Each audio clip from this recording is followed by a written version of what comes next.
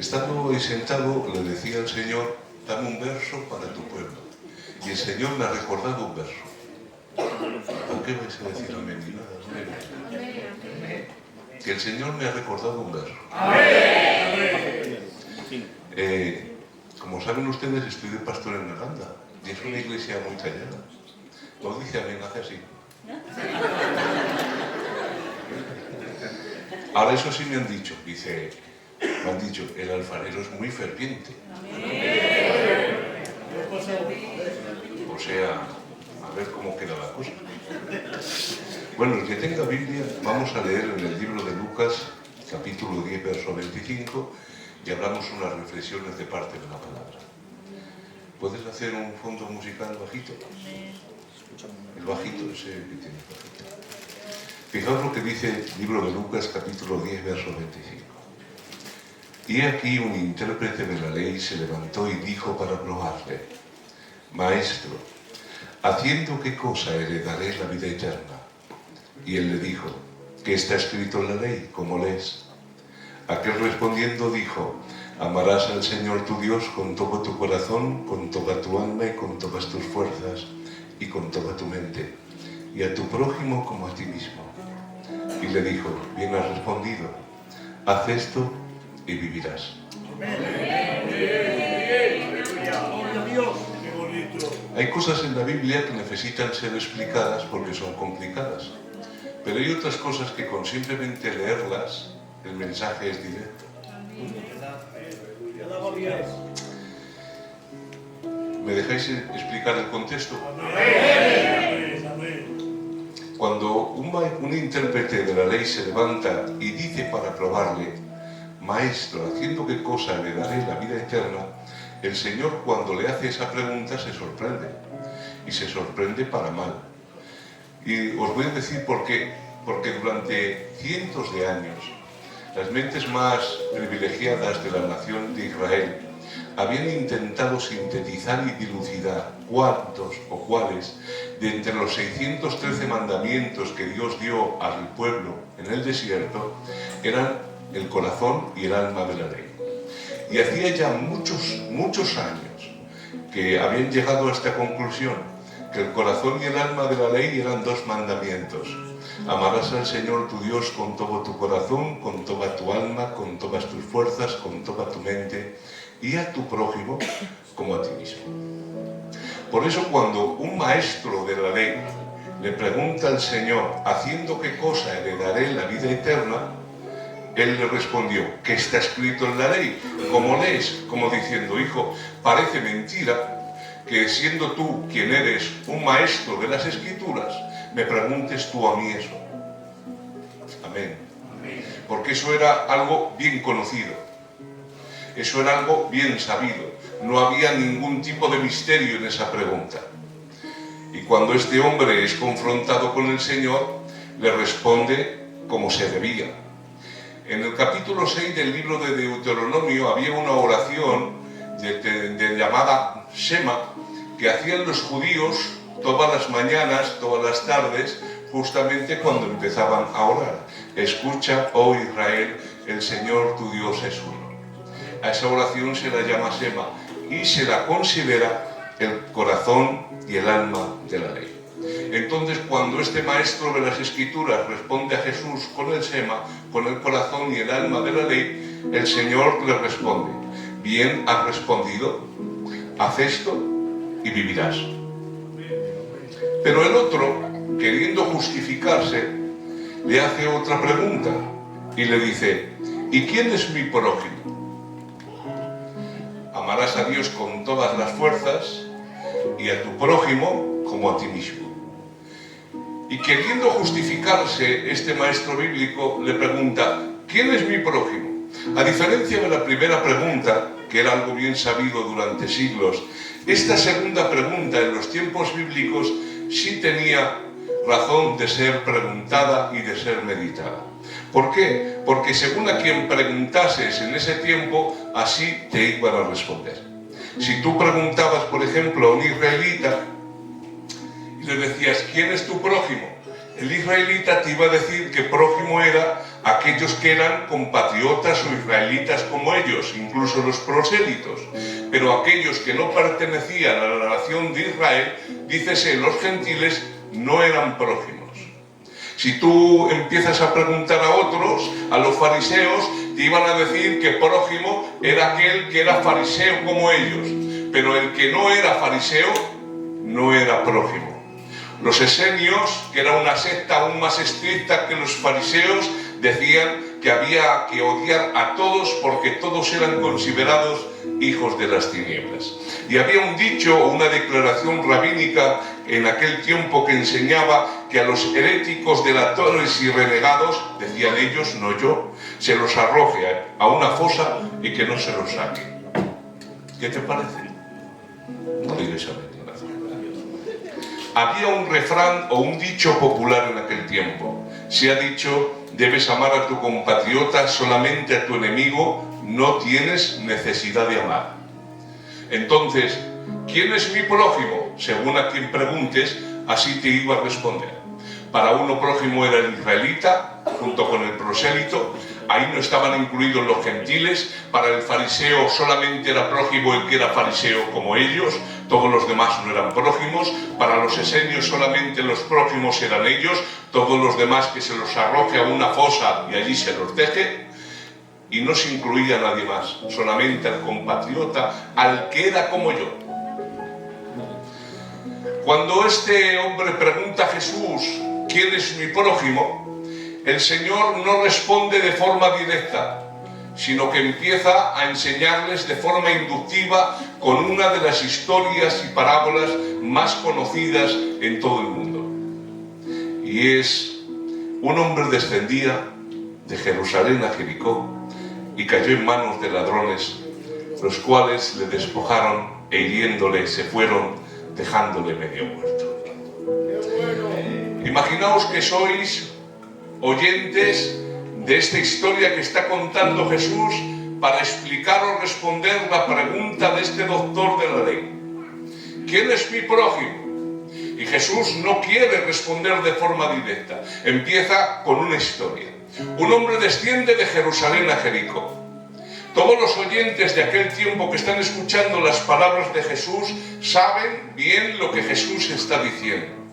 Dice que este hombre que descendía de Jerusalén a Jericó cayó en manos de ladrones, los cuales le despojaron y hiriéndole se fueron, dejándole medio muerto. Era bien conocido en aquel tiempo y en aquel contexto histórico que el camino de Jerusalén a Jericó era extremadamente peligroso debido a la abundancia de ladrones y salteadores. Flavio Josefo, el historiador judío, dice que describe esa zona como una zona desierta y árida, conocido escondite natural para los bandidos. La peligrosidad de ese camino era tal que en el siglo I, para proteger a las expediciones de gente que venía de otros lugares para adorar a Jerusalén, la historia nos dice que tenían que hacer grupos o expediciones de defensa militar. Entonces, cuando Jesús empieza con la historia de que un hombre desciende de Jerusalén a Jericó y cayó en manos de ladrones, los cuales le hirieron gravemente y le despojaron de todo lo que tenía, ellos lo sabían. Era algo que estaba a la orden del día. Aleluya, aleluya. Y fijaos, tenemos que entender lo que Jesús dice. Y también lo que Jesús no dice, porque algo es importante no solamente por lo que se define, sino por lo que sucede cuando no está. Jesús dice un hombre, no dice un israelita descendía de Jerusalén a Jericó, sino que dice un hombre. Este hombre no tiene nombre, no tiene identificación, no tiene nacionalidad, no tiene origen, no tiene cargo, es simplemente un ser humano. Y a este desconocido sin nombre, la historia que cuenta Jesús se dice que los ladrones lo desnudaron, lo molieron a palos y lo dejaron medio muerto tirado junto al camino. Esto es muy importante. Es muy importante. ¿Por qué? ¿Por qué es tan importante este detalle? Porque mirad, en los tiempos bíblicos se podía llegar a identificar la nacionalidad de una persona por su ropa. Por ejemplo, ¿os acordáis cuando Moisés vio el abuso de los pastores a las hijas de Jetro, que no dejaban abrevar sus rebaños? ¿Os acordáis?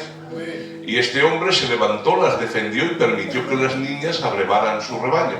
Cuando las niñas van a casa, le cuentan a su papá lo que ha sucedido. Y fijaos lo que dicen las niñas: un varón egipcio nos ha defendido. La pregunta obvia es esta: ¿Moisés era un varón egipcio? ¿Era egipcio? Entonces, ¿por qué las niñas dedujeron o pensaron que Moisés era egipcio? Por la ropa. Por lo tanto, la ropa identifica la nacionalidad. No es lo mismo la forma de vestir de un judío que la de un samaritano, que la de un griego, que la de un romano, que la de un egipcio. Pero cuando este hombre cae en manos de los ladrones, este hombre sin nombre le quitan toda forma de identificación. ¿Lo entiendes, verdad? No se sabe si el que está caído es un israelita, no se sabe si es un samaritano, no se sabe si es un griego, no se sabe si es un romano. Es un ser humano, medio muerto, desnudo, tirado junto al camino. Bueno, esta es la primera parte. Le queda un hálito de vida. Desde lejos no sabe si ese hombre está muerto o está medio muerto. ¿Me dejáis la segunda escena? Amén. Segunda escena. Aconteció que descendió un sacerdote por aquel camino y viéndole, pasó de largo. Asimismo un levita, llegando cerca de aquel lugar y viéndole, pasó de largo. Para todos los que estaban en ese contexto entienden muy bien lo que Jesús está diciendo. Ustedes saben que cuando Dios distribuyó el territorio para las tribus de Israel, hubo a una tribu a la cual no le dio ni una uña de tierra. Y esa fue la tribu de Leví. Porque Dios dijo: a esta tribu no le voy a dar tierra, yo soy su heredad. Pero claro, los levitas eran maestros de las escrituras, que estaban dedicados al servicio a Dios, no solamente en el templo. Ellos estudiaban la ley del Señor y fijaos lo que hace Dios: los distribuye y les entrega 48 ciudades por toda la nación de Israel, para que esta influencia buena, esta influencia de enseñanza en las escrituras y en la ley de Dios se fuera transmitiendo por todo el pueblo de Dios. ¿Y qué pasa? Mirad, ustedes saben que en los tiempos de Moisés solamente había un sumo sacerdote, Aarón, pero han pasado cientos de años. ¿Y qué pasa? Que en los tiempos de Jesús, cuando se tenía que ofrecer sacrificios en el templo, había no un predicador, no un sacerdote, había cerca de 58.000 sacerdotes. Tanto es así que para ver quién administraba en el templo se tenía que echar a suertes. Ahora entendemos ese pasaje del libro de Lucas que dice en el capítulo 2: y le tocó en suerte a Zacarías, padre de Juan el Bautista, que administrara en el templo. Era tan difícil que te tocara en suerte para administrar en el templo de Jerusalén, que había personas que se consagraban como sacerdotes, morían y nunca jamás les había tocado la suerte y la bendición de administrar en el templo. Te lo explico en lenguaje nuestro. Te levantas de candidato a la edad de 30 años y ahora vienes al culto y resulta que hay 50.000 predicadores. ¿Cuántos cultos hay a la semana, pastor? 4. ¿Y a quién le toca? Dice el pastor: válgame Dios, si no sé ni los nombres de ellos. Pues a suerte. Y ahora salía uno: Pepito, ánima Pepito. Y decía Pepito, es para matarle. Decía: no tengo nada preparado. Pues ahora imagínate que te levantas a los 30 años para predicar, llegas a los 50 y no te ha tocado nunca predicar. Te retiras sin predicar. ¿Qué pasa? Que el tocar a suertes era algo extraordinario. 56.000 sacerdotes, 56.000 siervos para administrar. Era muy difícil. ¿Qué pasa? Que los sacerdotes y levitas estaban esparcidos por toda la tierra de Israel, pastor. Ahora imagínate que sacan el nombre Pastor Cano, pero él vive en Dan, para que me entendáis, en Sevilla. Y ahora, ¿cómo me pongo en contacto con él que vive en Sevilla? ¿Cómo le mando un mensaje hasta Sevilla? Después, cuando lo recibe, se tiene que preparar y después se tiene que venir hasta aquí para entrar y subir al templo. Se te pierde el turno. ¿Qué pasa? Que con el paso de los años, los sacerdotes y levitas decidieron vivir cerca de Jerusalén por si les tocaba en suerte administrar. Tenemos que entender que la orografía o geografía de Jerusalén está a 716 metros sobre el nivel del mar. No sé si os habéis fijado cuando vais para Burgos. ¿No os habéis fijado que a 20 kilómetros de Burgos ya empieza a hacer frío? Está para aquí como con sol. Te acercas a 20 kilómetros y está nevando. Dices, válgame Dios. En Burgos exportamos el frío. Nos damos el lote para Groenlandia, para... Hace frío en Burgos. Bastante. Y ahora dices tú, ¿por qué? Aparte de que está en el norte, uno de los motivos es que Burgos está a 816 metros sobre el nivel del mar. Y ustedes saben que cuanto mayor es la altura, más frío hace. Lo entiendes ahora, ¿verdad? Por eso aquí hace más calor que Burgos. Es un calor diferente, porque está más cerca del nivel del mar. Pues Jerusalén estaba a 715 metros sobre el nivel del mar. Esto implica que en verano hace mucho calor y en invierno hace mucho frío. Pero escuchad, a los que conocen Jerusalén, a los oyentes, saben esto, pero simplemente os lo recuerdo. A 30 kilómetros de Jerusalén hay una ciudad que por su orografía especial, que está cerquita del nivel del mar, se la llamaba la ciudad de las palmeras, y esta era Jericó. Esto implica que la temperatura allí era más benigna que en Jerusalén. Era como vivir en las Canarias. ¿Qué te parece? Las Canarias. No digas nada, ni nada. Os gusta vivir aquí en la Castilla. A vosotros os dicen de palmeras y Canarias y decís, no, prefiero el frío. Pues ahora imagínate que te encuentras con el problema, que tienes que estar cerca de Jerusalén por si te toca servir,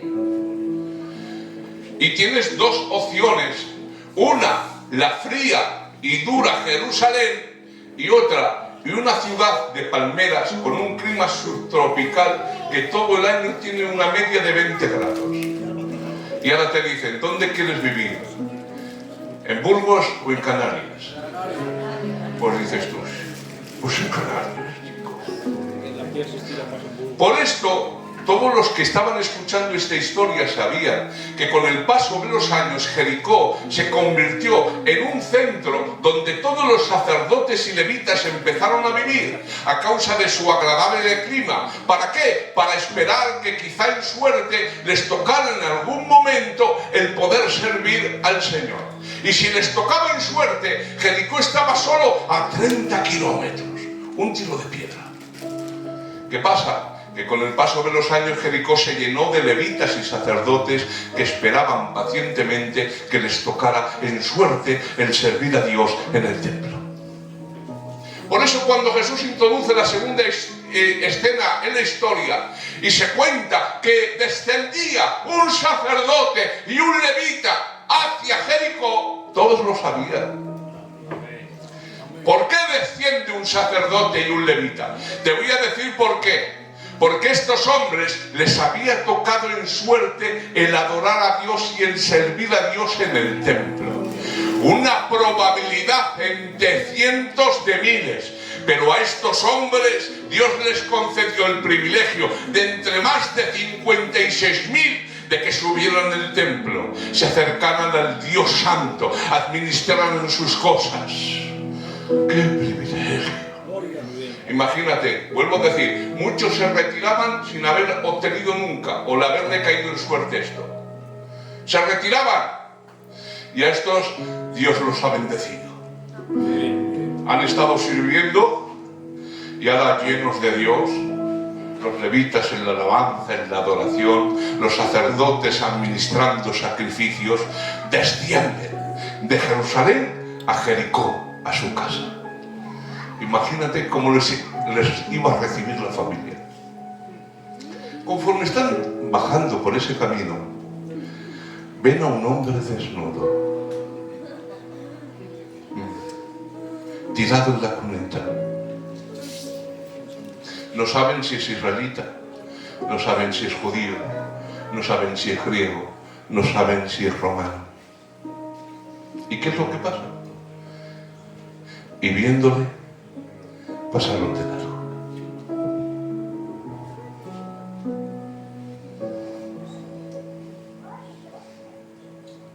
Imagínate que tú estás escuchando a Jesús. Mira, la grandeza en Israel estaba determinada por la cercanía que un hombre podía llegar a tener, esa cercanía delante de Dios. Cuanto más grande era un hombre, más cerca estaba de Dios. Por eso cuando tú preguntas a Israel quién es el hombre más grande de toda tu historia, te van a decir a Moisés, porque nunca nadie estuvo tan cerca de Dios como él. Tanto es así que cuando Moisés sube al monte, se pone a hablar con Dios y escuchar. Cuando desciende, la cara le brilla. Se tiene que poner un burka porque da miedo al pueblo. ¿Entiendes esto? Dice la Biblia, cuando se levante profeta en medio de mi pueblo, a través de sueños y visiones hablaré con él. No así con mi siervo Moisés, con el cual hablaré con él como quien habla con un amigo cara a cara. Qué bonito, amén. Entonces, la grandeza en Israel está determinada por tu cercanía con Dios. ¿Quién es el hombre más grande de Israel? Moisés, porque nadie estuvo más cerca de Dios que él. ¿Qué os pensáis? ¿Que en Israel cualquiera venía al culto? Ya me estáis entendiendo, ¿verdad? ¿Que cualquiera podía entrar en el templo? ¿Que cualquiera podía entrar ahí al lugar santísimo? No, majo. No, tú no podías entrar aquí, ni yo tampoco. Si esto era el templo, ahí fuera estaba el atrio, aquí estaba el lugar santo, y esto era el lugar santísimo. Nadie que no fuera de la tribu de Leví o sacerdote llamado por Dios podía entrar en este lugar. Y aquí había un arca, el de la alianza, donde descendía la nube de Dios, la presencia. Y a ese lugar solamente un hombre, una vez al año, podía acercarse para derramar la sangre de cordero que cubría los pecados del pueblo. Por lo tanto, ¿quiénes eran los hombres más cercanos a Dios? Los levitas y los sacerdotes. ¿Quiénes eran los hombres más considerados, más respetados dentro de la nación de Israel? Los levitas y los sacerdotes. Los hombres más grandes de Israel, los más respetados, los más valorados, los más elevados en alto. Dice, y vieron al tirado junto al camino y lo dejaron de largo. Y ahora dices tú, bueno, ¿y cómo puedo expresar yo eso? En nuestra cultura, los hombres más respetados son nuestros ancianos. ¿Por qué vais a decir? No digo. En nuestra cultura se honran las canas. ¿Sabes por qué tiene tanto respeto en nuestro pueblo el anciano? Con todo el respeto, yo sé que ustedes me entienden, no hace falta expresar. Porque el respeto a un anciano en nuestro pueblo no está determinado solamente por los muchos días que haya vivido, sino por el honor, el buen vivir, el hacer las cosas bien.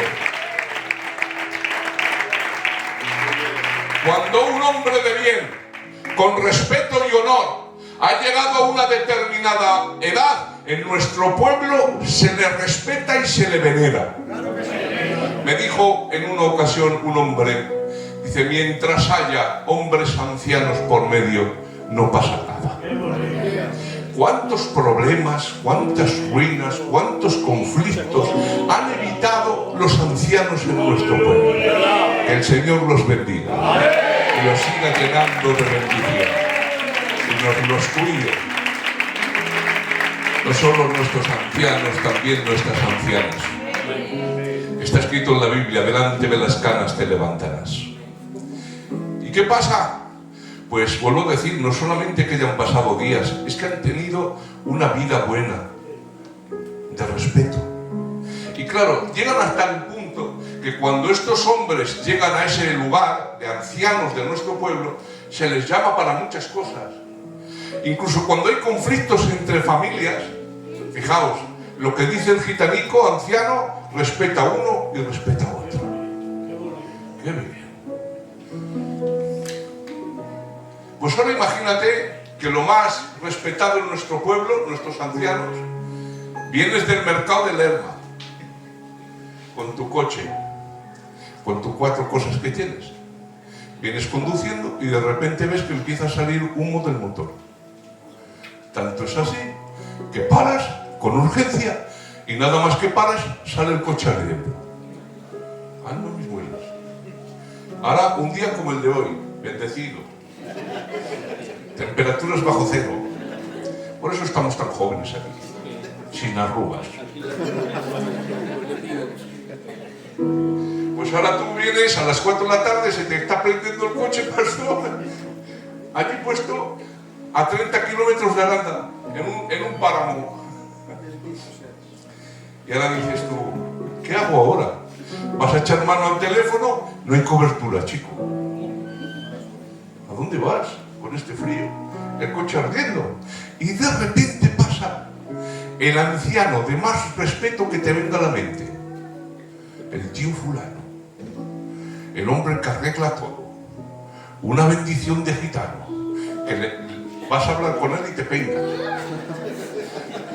Y cuando estás tirado en el páramo con el coche ardiendo y sin cobertura, ves que pasa el coche del tío fulano.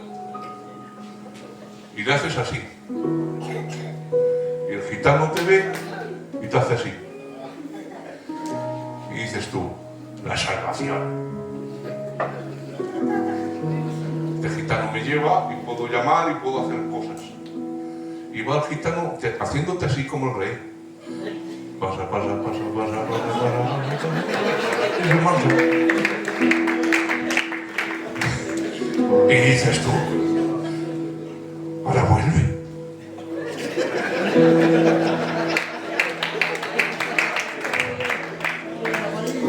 Pero resulta que no vuelve. ¿Te entra en la mente que en nuestra cultura lo más respetado haga eso? ¿Te entra en la mente? Eso es lo que les pasa a los judíos que están escuchando la historia de Jesús. No les entra en la mente que lo más respetado, lo más alto de la nación, vean y pasen. Cuando tú le cuentas la historia a uno, no se lo cree. Que el tío fulano ha pasado, te ha dejado con el coche ardiendo en un páramo. Dice, no te habrá visto. Y es lo que diría uno a otro cuando Jesús cuenta la historia. Dice, chacho, que no les vio. Calla, que vosotros no sabéis de estas cosas. Dice, y viéndole pasó de largo. No dice en el libro de Levítico capítulo 21 que el sumo sacerdote no se acercará a cadáver alguno ni se contaminará ni aun con el de su padre o de su madre. Pues eso dice. Claro, como te tienes que acercar mucho al que está caído junto al camino para saber si está vivo o muerto. Y si me acerco, resulta que está muerto y acabo de descender de servir a Dios. Y cuando vuelvo a casa, en vez de haber honores y aplausos, tengo que hacer el rito de la purificación. Porque he roto la ley tocando cuerpo muerto. Lo ven y se escapan. Pero ¿qué pasa? Vuelvo a decir, eso es al que no conoce la ley. Eso dice alguien que no entiende la ley. Porque la Mishnah y el Talmud tienen una larga discusión sobre estos versos y llegaron a una conclusión las mentes más prominentes de la nación de Israel. Y la conclusión era esta: que el sumo sacerdote o un nazareo consagrado para Dios por un voto no pueden contaminarse tocando el cadáver de un familiar. Pero escuchad, pero sí, si se trata de un cadáver abandonado. Decía la Mishnah y el Talmud: si van de viaje un sacerdote, un nazareo consagrado para Dios o un levita y se encuentran un cadáver abandonado, el sumo sacerdote puede contaminarse. Ya la dices tú. ¿Y por qué? ¿Por qué puede contaminarse? Muy sencillo, te lo explico en un minuto. Porque en aquellos entonces no había teléfono móvil para llamar a la Cruz Roja ni a la policía. Imagínate que vas por un páramo desconocido y te encuentras a alguien allí. Si mientras tú lo dejas ahí tirado, vas a buscar ayuda y vuelves, las bestias del campo hubieran profanado al fallecido. ¿Y tú sabes lo que era eso para la familia? ¿Lo entiendes eso? Por eso dice la Mishnah y el Talmud: oye, que el sacerdote o el nazareno consagrado para Dios no se contamine tocando cuerpo muerto, porque se presupone que hay familiares para hacer las exequias. Pero si va por un lugar abandonado, donde no hay nadie, es un acto de misericordia con el fallecido y con su familia, tocarlo, atenderlo y cuidarlo.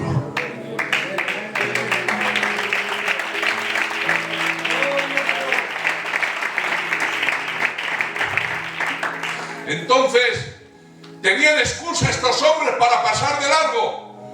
De ninguna manera, ni aunque hubiera estado muerto. La ley enseñaba que estos hombres tenían que haber tenido compasión y misericordia del caído. ¿Cuánto no más que si hubieran tenido la dignidad de acercarse, se hubieran dado cuenta que no estaba muerto, que todavía vivía? ¿Cómo se queda la nación de Israel cuando les habla de lo mejor de su pueblo? Defraudada. ¿Me dejáis entrar en la tercera escena? Ahora todo el pueblo que escucha a Jesús defraudado por lo mejor de su pueblo, con la creen de la creen. No han cumplido la ley. Mucha liturgia, mucho sacrificio, mucho incienso, pero cuando tienes que vivir conforme a los mandatos de la ley, no haces caso.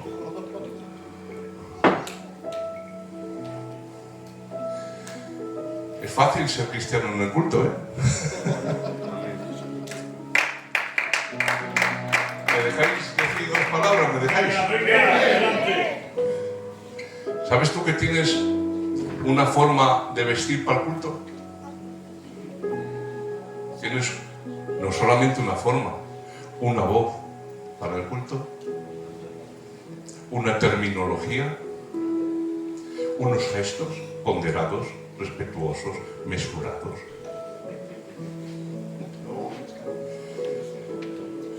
¿Cómo oramos en el culto? Oh Padre, te doy gracias porque sé que tú siempre te escuchas.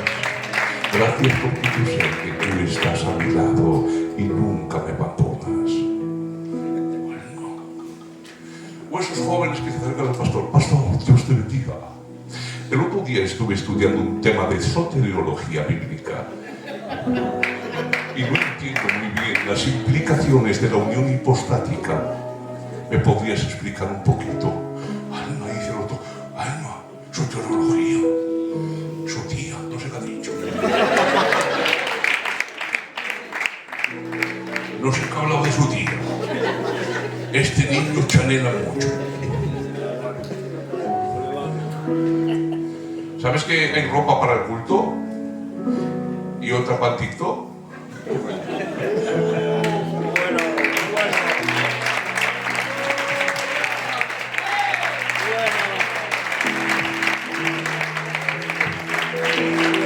Estoy de pastor hace años en una iglesia en Reus, pastor, y me sale mi niño pequeño, que en aquella época tenía como 6 o 7 años, y me sale con todo el pelo mojado y me dice: papá, ¿cómo me peino? ¿Como Di María, que llevaba una cresta en aquella época en el Real Madrid, o como el tío Jesús? El de la cubana, que está con el señor, que el gitano se peina así a raya. Me quedo mirando al niño. Pues ¿cómo te vas a peinar el papá? Pues como el tío Jesús, sí. Se ha mojado el pelo en el máximo. Se ha hecho una raya aquí como en el medio. Se ha puesto así aplanado y aplanado, como que le habían pegado un hachazo. Y sale el niño: ¿cómo estoy, papá? Pues ¿cómo vas a estar? Guapísimo. Peinado para el culto. Ya me estáis entendiendo. Porque es muy fácil servir a Dios en el templo. Ayúdanos, Dios.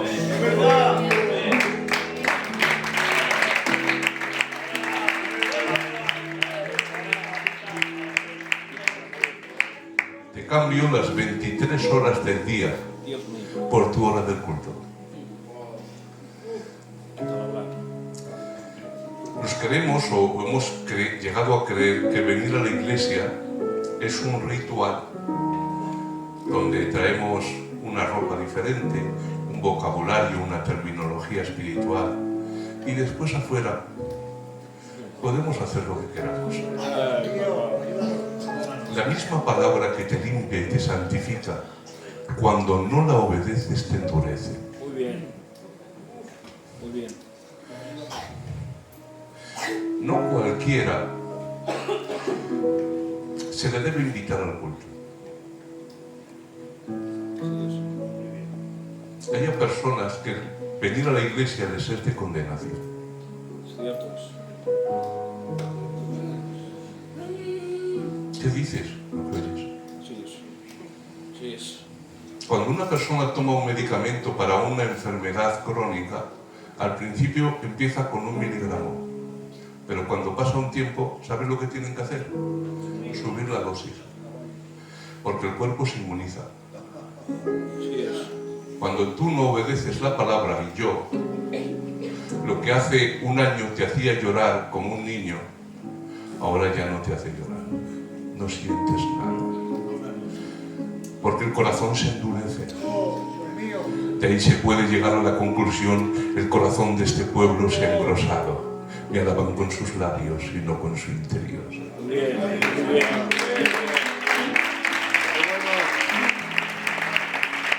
Nosotros evangelizamos siempre porque no sabemos otra manera. Vete al culto.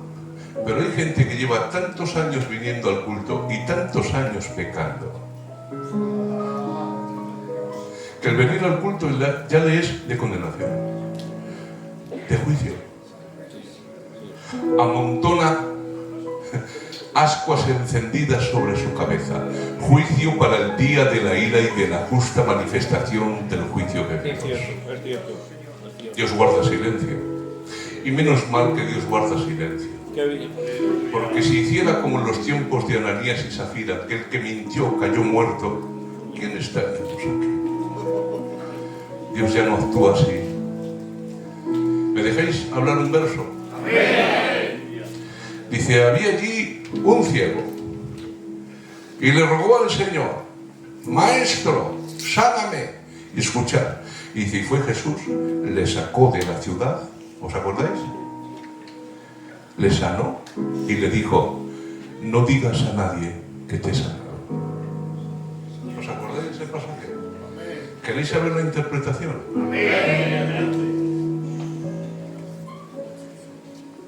Ay de ti, Besad y Corazín, porque si en Tiro y en Sidón se hubieran hecho los milagros que se han hecho en vosotros, tiempo hubiera habido que se habrían arrepentido. Por lo tanto, en el día del juicio será más soportable el juicio para Tiro y Sidón que para vosotros. La pregunta es: ¿se hizo en alguna ocasión milagros en Tiro y en Sidón? No, pero el conocimiento de Dios es tan grande que abarca las probabilidades de lo que pudo llegar a pasar y nunca pasó. Y Dios sabía que si se llega a haber hecho o si hubiera llegado a haber hecho milagros en Tiro y en Sidón, se hubieran arrepentido. Eso nunca pasó. Pero el conocimiento de Dios es tan grande que abarca las probabilidades de lo que pudo llegar a ser y nunca fue. Y Dios cogió ese conocimiento absoluto que tiene sobre lo que sabía que iba a ser las respuestas de estas dos ciudades ante los milagros y sanidades, y lo va a utilizar como moneda de juicio en el tiempo del fin contra estas ciudades donde sí se hicieron milagros y no se arrepintieron. Te lo explico. En esa ciudad de Jericó, Dios sabía, Jesús sabía, que si hacía el milagro dentro de sus límites, en el día del juicio, Dios los iba a juzgar por 10 milagros que rechazaron y les serviría de mayor condenación. ¿Qué hace Jesús? Lo coge, lo saca de la ciudad, lo sana y le dice: no digas a nadie nada, para que en el día del juicio no se juzgue a esa ciudad por haber hecho 10 milagros, sino 9.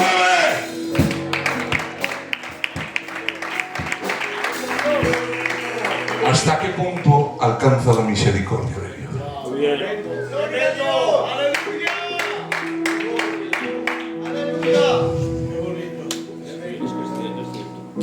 Para que no se diga en esta ciudad, se hicieron 10 milagros, 10 años de condenación.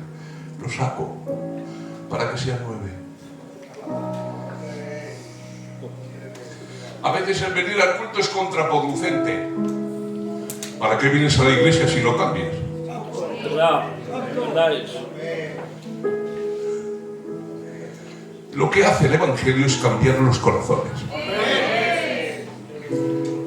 La única obra del Espíritu Santo que no se puede imitar es la santificación.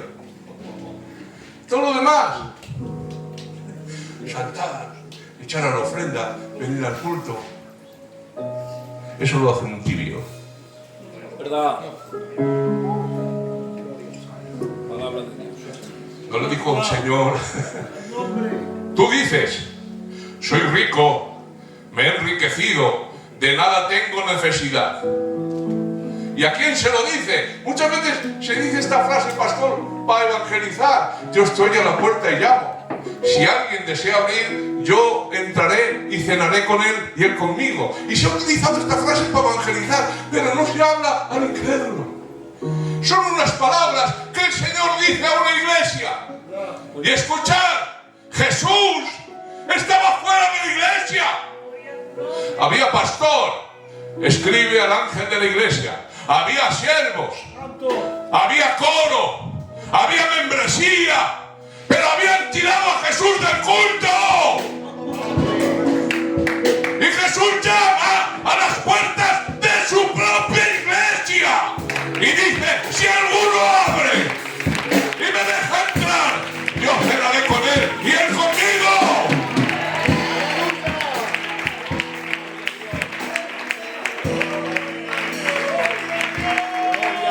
¿Qué hacía la iglesia? Con su pastor, sus obreros, su coro, su membresía. Somos ricos. Estamos enriquecidos. De nada tenemos necesidad. Y el Señor tuvo que decirles: yo os digo que sois unos pobres, ciegos, desventurados y desnudos. El tibio viene al culto y hace como Herodes: predícame, Juan, predícame, que me gusta lo que dices, haz algún milagro, a ver si yo también salto en la iglesia. Pero a la noche después se pone de juerga, se emborracha y pide que le den la cabeza del santo hombre de Dios en una bandeja. ¡Gloria a Dios! ¡Gloria al Señor! ¡Aleluya! Ya dijo el gobernador Félix: ya vendrás otro día y predicarás sobre esto. Y en el Areópago de Atenas, cuando escuchaban a Pablo, decían: ¿qué dice este predicador de buenas noticias o de noticias nuevas? Predícanos. ¿Sabes tú que un mensaje bueno encanta? Me cuentan que en una ocasión bajo del púlpito, pastor, y me dicen, qué mala tarde has tenido, nos has dado la tarde. Y le dije, ¿y por €1 qué quieres?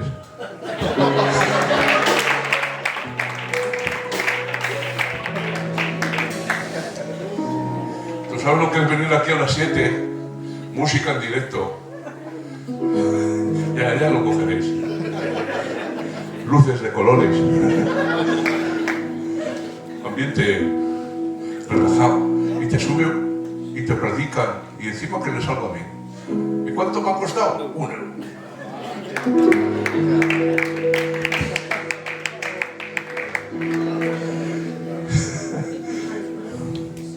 Porque hay quien viene al culto cuando está aburrido en casa. Ay, sí.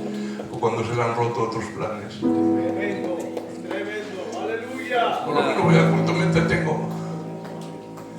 El entretenimiento es el sustituto satánico de la obra del Espíritu Santo.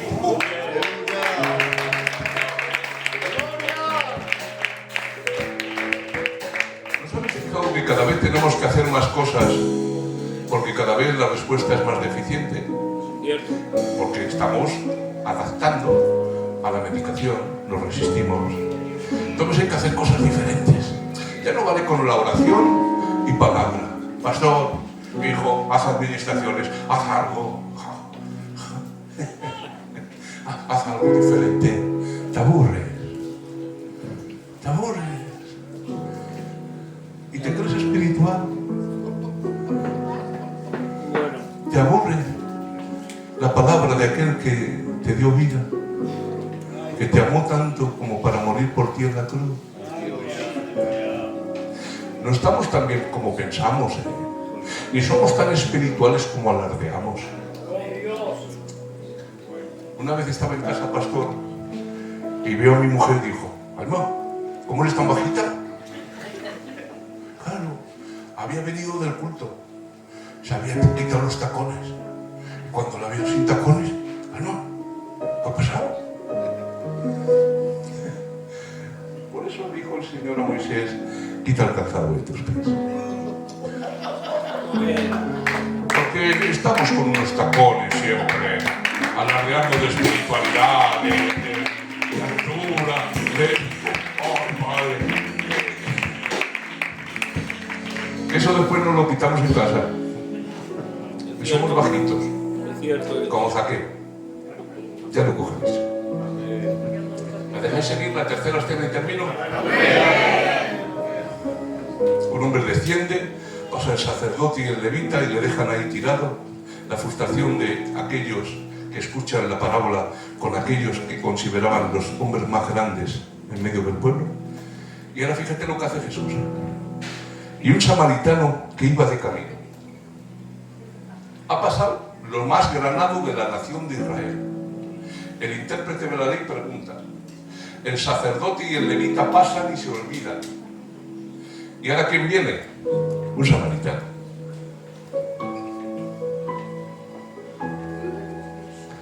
Había un dicho en la Misná que decía que quien come pan con un samaritano es como quien come carne de cerdo.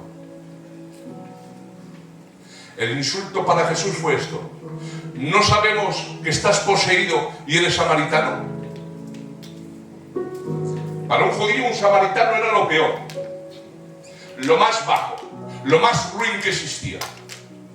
Lo más grande de Israel, el sacerdote y el levita, han dejado al caído, medio muerto, tirado junto al camino, desobedeciendo conscientemente la ley de Dios. ¿Qué piensan los oyentes cuando sale el samaritano?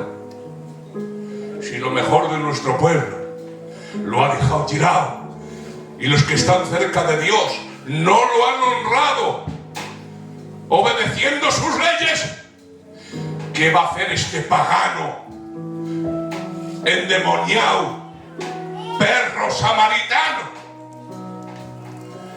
Y ahora se sorprenden cuando Jesús dice, y acercándose vendó sus heridas echándoles aceite y vino, lo puso en su cabalgadura, lo llevó al mesón y cuidó de él. El otro día al partir sacó 2 denarios y le dijo al mesonero, cuídamelo, y todo lo que gastes de más yo te lo pagaré cuando regrese. Gloria. Yo resumo ya, porque voy ya a por todas. ¿Cuánto valía una estadía de un hombre en una posada, en aquel lugar, en aquella época? Te lo digo, 0,008 céntimos de euro. ¿Lo habéis entendido eso, verdad? Un día, una persona en una posada en los tiempos de Jesús valía 8 céntimos de euro. Si este hombre iba a estar 2 días, ¿cuánto era el precio? 16 céntimos. ¿Cuánto le da el desconocido samaritano al desconocido medio muerto que no sabe ni quién es? 2 denarios. Extrapolando las cantidades para que lo entendamos al mundo real. Vamos a invitar a alguien, pastor, para que venga de visita. Un hotel digno de 3 estrellas te vale a 50 euros la noche. Aunque ha subido ahora todo mucho. Pero bueno, encontramos unos 50 euricos. Una noche, 50 euros. 2 noches, 100 euros. ¿Sabéis cuánto dio el samaritano al desconocido medio muerto que no sabía ni quién era? Te lo digo, 1.200 euros. Con 100 euros le hubiera solucionado el problema. Y creo que estaba llamando de más por un desconocido medio muerto que no sabía ni quién era. ¿Te gastarías tú 100 euros así? Que ves a uno tirado y lo llevas a un hotel y das 100 euros. Yo no lo haría. Bueno, ¿y cuánto da este perro samaritano? ¿Cuánto da? 1.200 euros. Pero no solo eso. Se baja él de la cabalgadura. Se quita de su comodidad y de su tiempo. Pierde de lo suyo porque echa aceite y vino. Se gasta de su dinero por alguien que no conoce. Pero ¿quién es este personaje? ¿Me dejáis deducir en base a lo que leemos quién era este hombre? En los tiempos de Jesús había odio entre los judíos y los samaritanos. Y este samaritano está en el corazón de Israel, en Jerusalén. Ahora imagínate que hay guerra fratricida entre Francia y España, que hay el mismo odio entre los franceses y los españoles. Y ahora tú te vas a París. ¿Y a qué vas a París, chacho?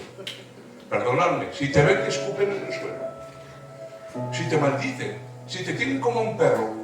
Solo hay 2 motivos para que este hombre estuviera en Jerusalén. Solo 2. Uno, por la fe. Porque por Dios se pueden llegar a hacer muchas cosas. ¿Pero era este el motivo del samaritano? No. La Biblia nos dice que la samaritana le dijo a Jesús: nuestros padres levantaron un templo y un sacerdocio humano en el monte Gerizim. Respóndeme esta duda. ¿Dónde se debe de adorar a Dios? ¿En el monte Gerizim con el sacerdocio que levantaron los samaritanos o en Jerusalén?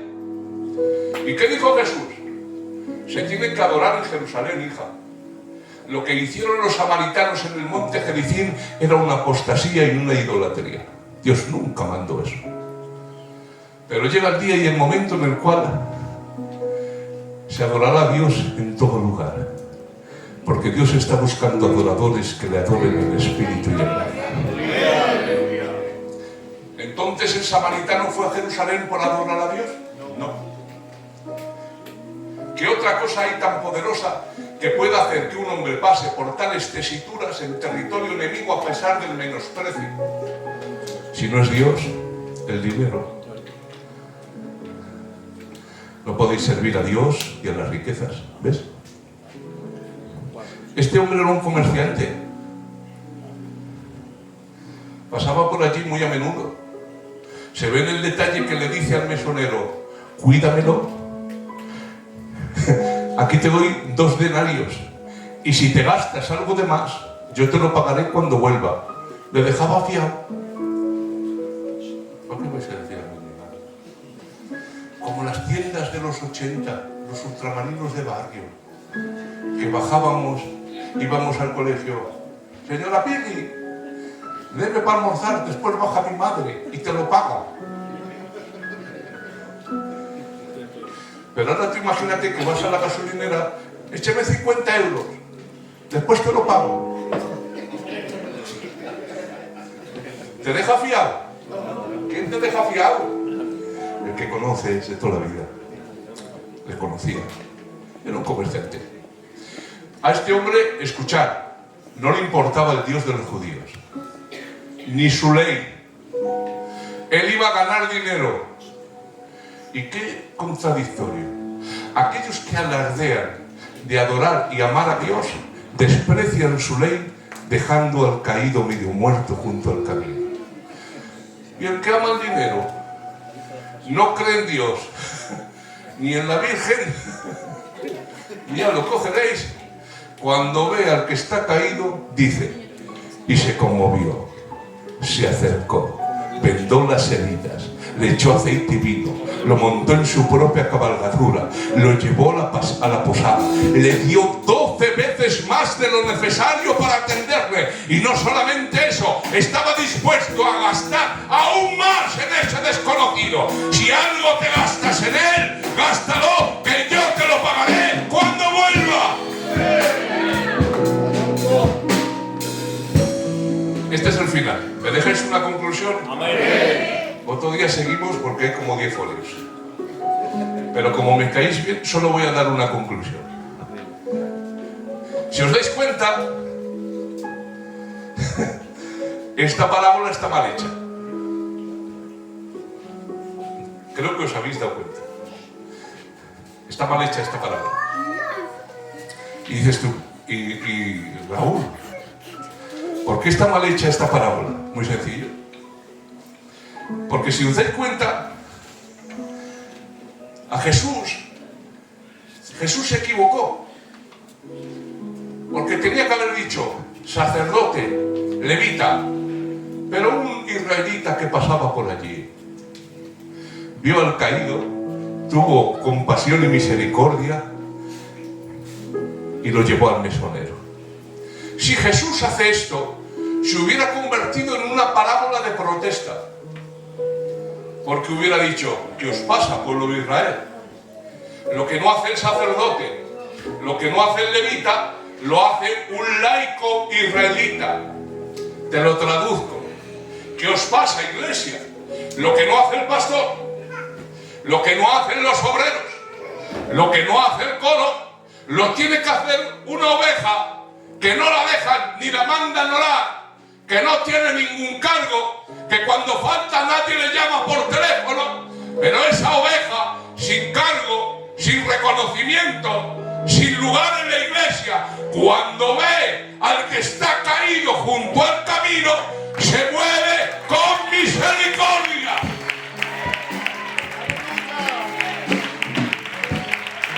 Y se hubiera convertido en una parábola de protesta. El Señor lo tenía así. Y el mensaje era, ¿qué os pasa? Lo que no hace el levita, te lo traduzco ya, lo que no hace el pastor, lo que no hace el coro, lo que no hacen los obreros, ¿qué os pasa, iglesia? Que no tiene que hacer una ovejita desconocida. Y entonces esta parábola se hubiera convertido en una parábola de protesta. ¿Qué os pasa, iglesia?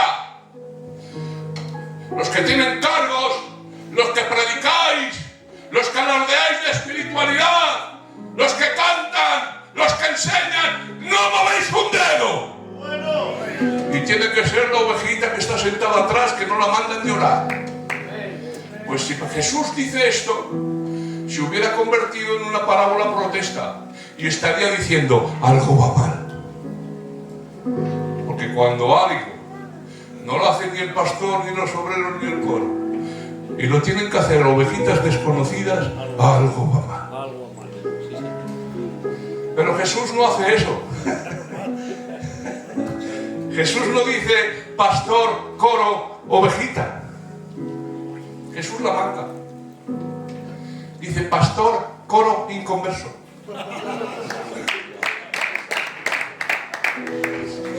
Y ya no es una parábola de protesta. Nos está dando un guantazo en toda la boca. Porque ya está diciendo, ¿qué pasa? Lo que no hace el pastor, lo que no hace el predicador, lo que no hace el coro, lo que no hace el creyente, lo tiene que hacer el inconverso. Entonces, ya no es una parábola de protesta. Muy bien. ¿Qué nos pasa? ¿Qué nos pasa con la iglesia? Hemos convertido este hermoso lugar en un zurdo. Resulta que salen las leyes LGTBI, etcétera, etcétera, salen colectivos a protestar. Nosotros ni mu. Sale la aprobación de la ley de la eutanasia. Nosotros ni mu. Cierto es. Y ahora resulta, bueno, ¿y no salen manifestaciones a la calle? Sí. ¿Quién? Inconversos. Bueno, ¿y nosotros? Nada, aquí en el culto orando fuertemente.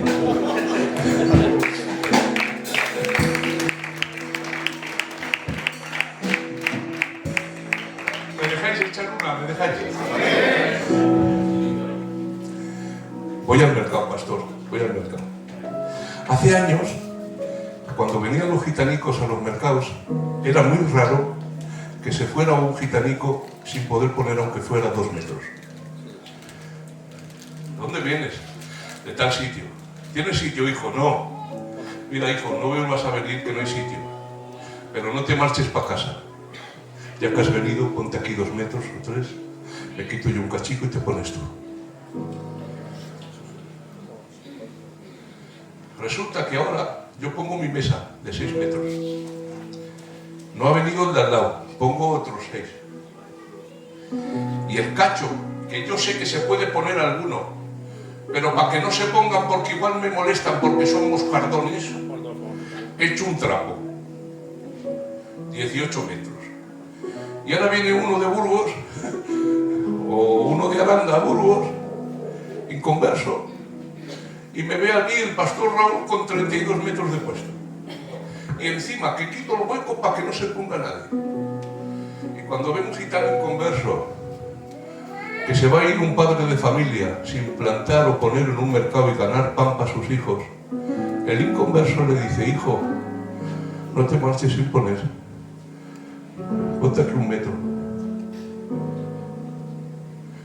Y yo, predicador, pastor, pongo 18. Y el inconverso se porta mejor que yo. Y cuando hay un problema, el inconverso pidiendo paz y yo hablando.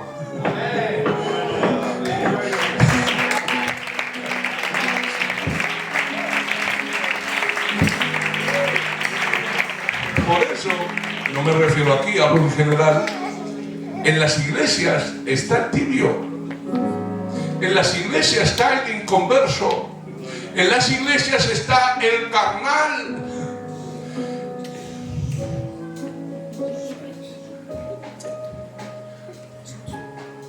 Nos hemos acostumbrado a hacer lo mínimo. Hay una ley no escrita que te estás poniendo a ti mismo y es el mínimo esfuerzo. Y tú dices, no, pastor, ¿cuándo he hecho eso? Venga, ¿me dejáis hacer un experimento? ¿Me dejáis? ¿Cuántos cultos tenéis a la semana? ¿Cuántos debe de venir un creyente a la semana al culto? 1, 2, 3, respondan otra vez. Tú dices por lo bajo, 1 no, talache. 4 no, es mucho. ¿Cómo ven todos los días? ¿Cuál dices? 2, 3, según el día. Ya está. Vas 2, 3 de 7. ¿Cuánto echas a la ofrenda para ser considerado un creyente de testimonio? 1, 2, 3, respondan otra vez. 5 euros. Es mucho, 5 euros, pastor. 50 céntimos. Es poco, es poco. ¿Cuál? 1 euro. 1 euro. ¿Está bien 1 euro? Un cristiano, 1 euro. Ya estoy bien. Ya estás bien. 2 cultos a la semana, 2 euros. Eres un creyente fuera de lo normal. Date la bendición. Y escucha, y encima nos damos tono. Cierto. Sí. Oración por la noche. Me duele aquí. Pero te duele, no, pero soy profeta y sé que me va a doler.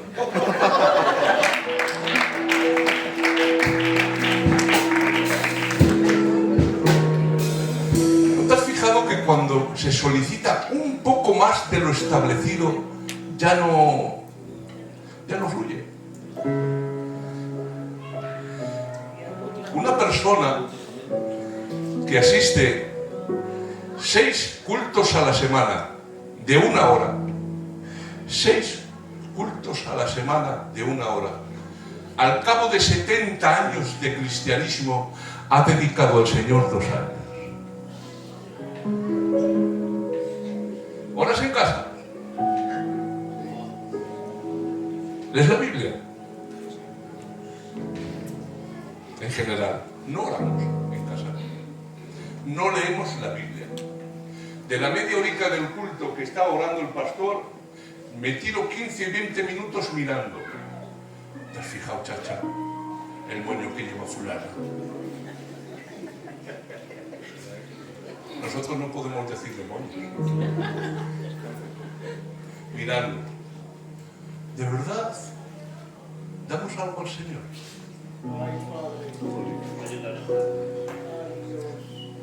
¿Crees que podemos tener orgullo?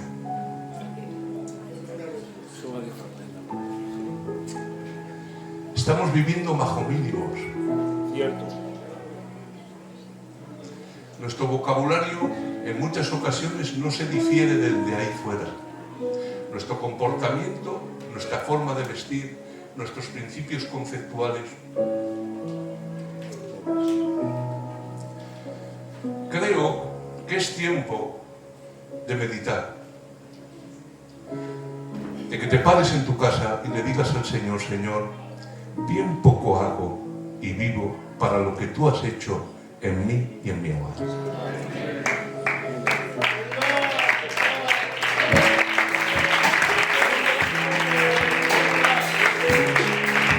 El tema tiene, pastor, más aplicaciones, pero hay que cenar.